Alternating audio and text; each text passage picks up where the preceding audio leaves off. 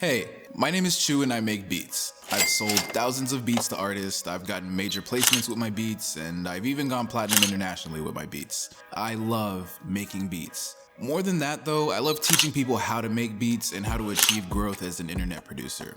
I'm really glad to have you tuning in today. Your viewership means everything to me, so I plan on delivering a ton of value. Before you continue on to the episode, be sure to check out the description for a ton of dope free stuff. You'll find the free 14 drum kit down there. Most, if not all, the drum samples used in this video can be found in this kit. You'll also find access to my newsletter. You can join for weekly producer gems, discounts, and more freebies. Join my Discord, follow me on Twitter. There will be links to both of these down there as well. Hit the like button and comment on what you'd like to see in the future. Feedback like this is so important for letting me know if I'm making the right types of content or if I need to go back to the drawing board. Smack that subscribe button so I can buzz away in your pocket the next time I have some fire new content for you. And thank you for 3 years of continuous amazing support. I wouldn't be here without you. Okay, now on to the video.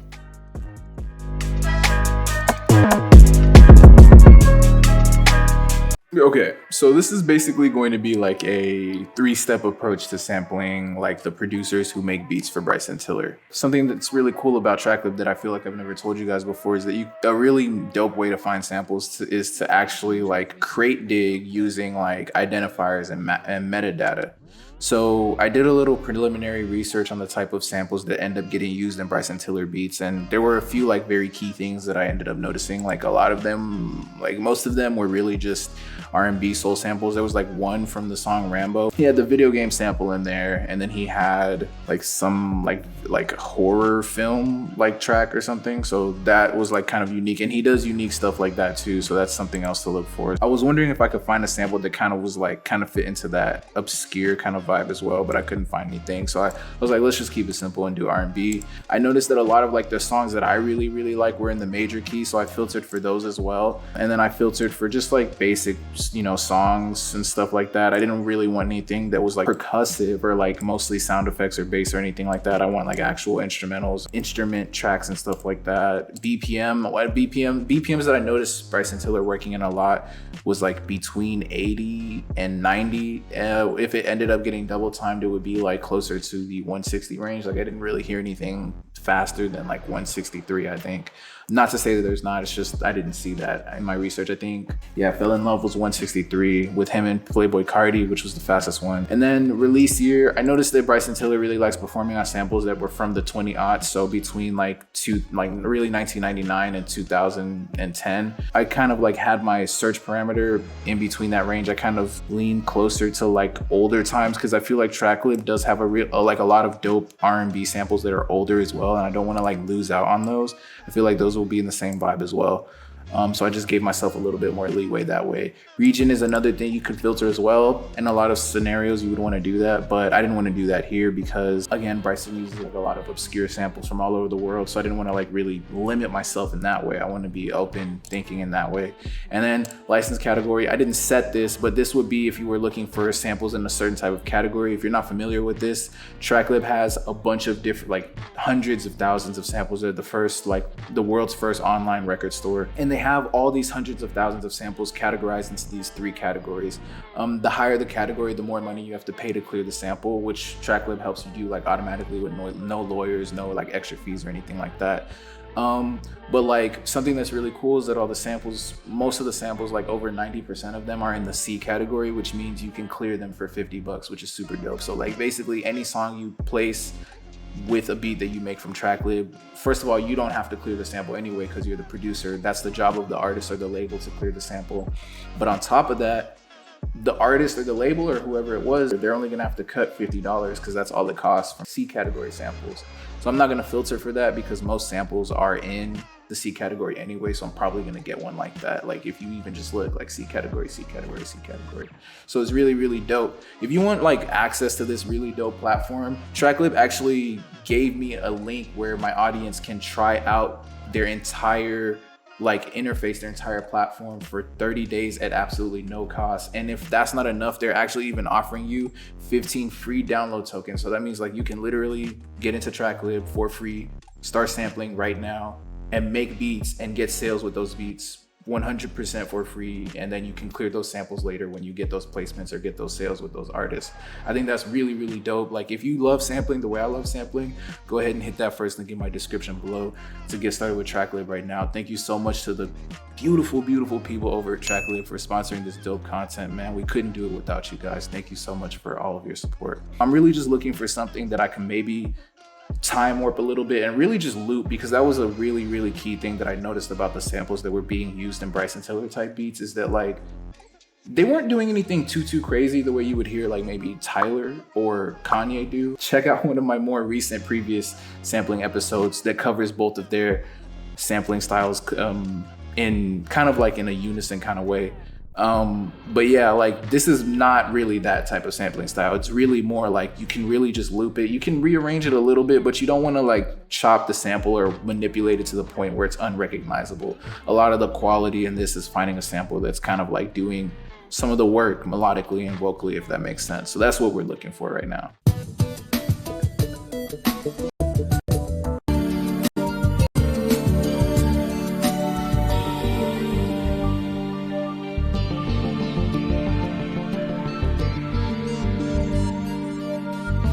That's cool.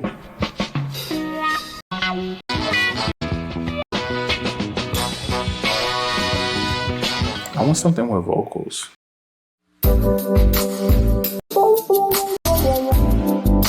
These are cool. I want something with vocals though.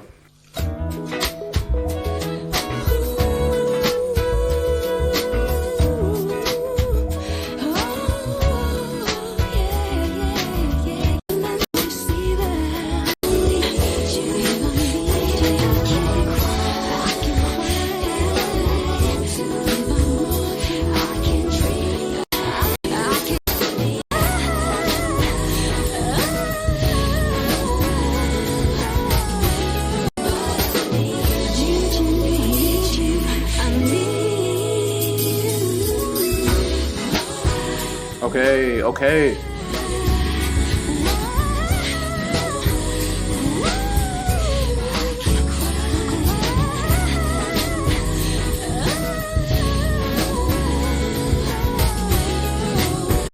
That's it right there. Sometimes it's really that fun. It's really that simple. Just find something that really speaks to you. That's the key in finding good samples. Is more than anything, you want to find something that fits the vibe, is, you know, something that you can work with given your skill level. But at the end of the day, it's got to be something that speaks to you, man. So that was really step one, was like finding the sample, doing your background research a little bit, because crate digging is not what it used to be. You don't have to go to like a store and hope for the best anymore. You have really dope tools like TrackLib. So doing background research can actually be helpful in a situation like that. Don't need to waste time. You can find really quality stuff with a tool like TrackLib. And then the other part of that sample is actually then picking a sample based off of the preliminary research you've done. So now we're in step two, which is flipping the sample. So I'm really just gonna find a chop, see what I need to do to it. If I need to flip it a little bit, I will, but that's not really the goal here today.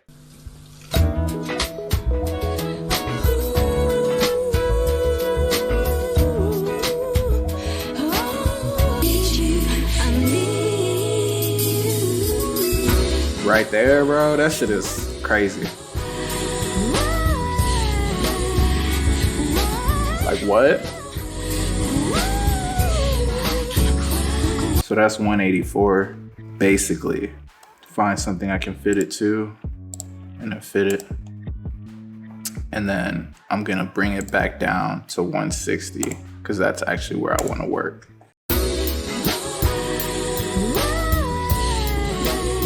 Okay, and thank our God in heaven that this sample is basically on grid, because I tell you, man, back then, bro, nobody believed in playing on, like, not even a little bit. Swing was in full effect, which, you know, you get really dope music with swing, but goddamn, it is hard to sample.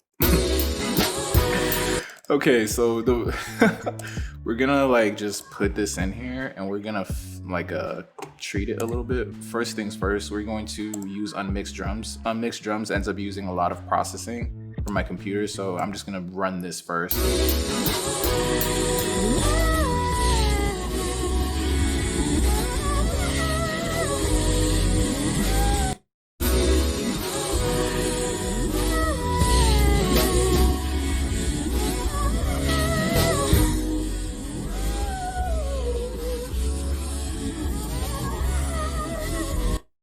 like if you compare it to something like Omnisphere, I think it's like it should be like unmixed drums should be worth like $1,000 if you think about like what it actually does, like literally with just 3 knobs. I mean, I could be tripping, but I also hate Omnisphere, so. But anyways, all right, cool.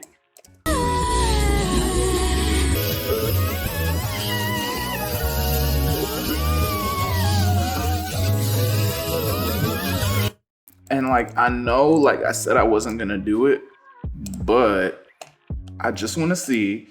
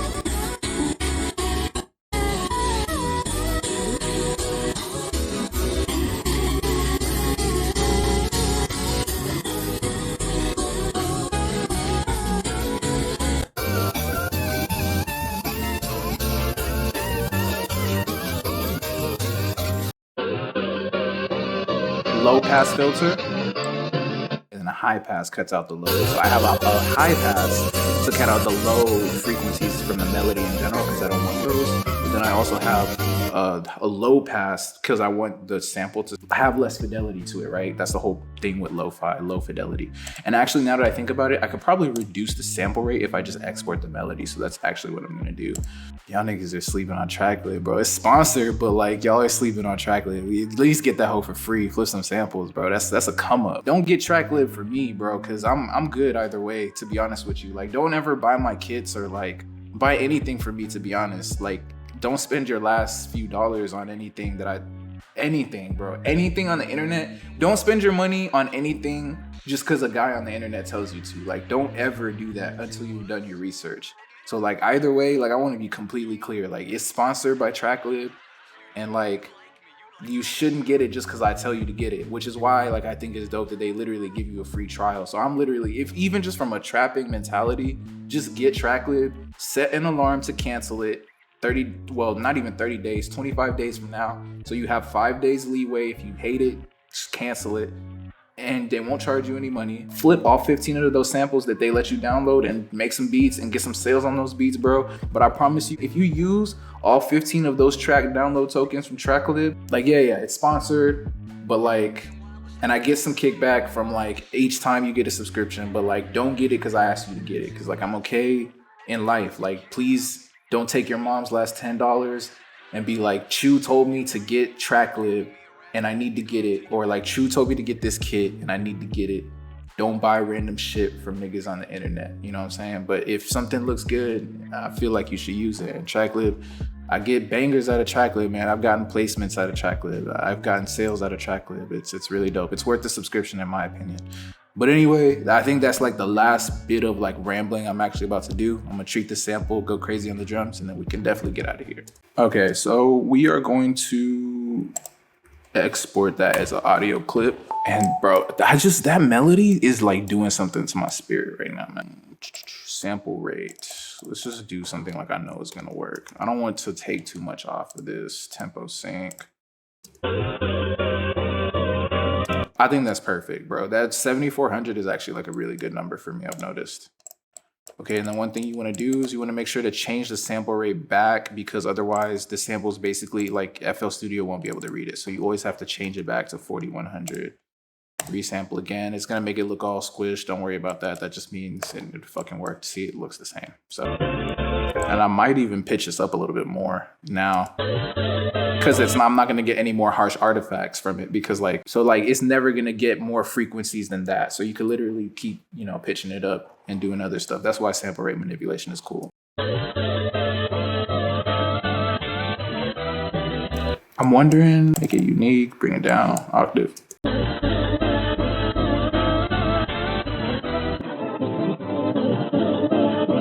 The other really dope effect that you want to put is delay. Widen. All right. Now I'm gonna just work on the drums and then I'm gonna come back to some melodic elements later. I'm about to just kill the drums.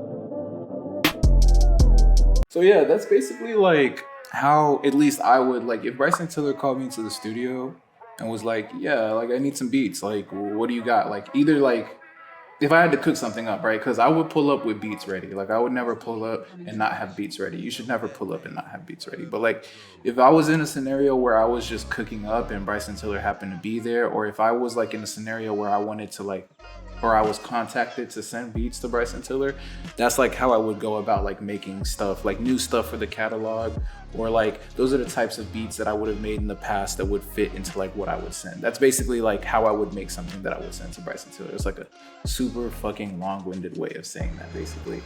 So like yeah, like I know there was probably like no, definitely there was a lot of talking and like a lot of like back and forth and like little things, so I don't want to like make this outro too long, but I do want to say definitely thank you for stopping by to like just chill with me and watch me cook up for a few minutes. It was really dope to do this. It was like challenging, to be honest, and I like doing these videos because it's like just fun to do stuff that like I'm not like that familiar or comfortable with, because it just makes me better, and then it's like another way to just keep giving you guys like valuable content. So like, you know, keep letting me know like, you know, producers, sampling styles that you want to see, producers like production styles that you want to see in stock plugins and stuff like that. Just keep letting me know in the comments section, on the community posts and all the stuff like that.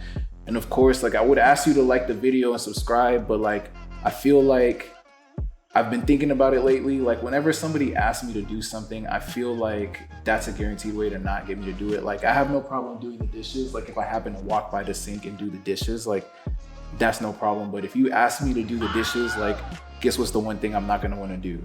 Do the dishes. So like I'm not gonna ask you to subscribe or like the video. In fact, I'm gonna tell you not to do that. Don't subscribe and don't like the video. But yeah, other than that, as always, stay happy, stay healthy, and always be creating. Just make sure it's dope content only. I love you, and I'll see you soon. Peace.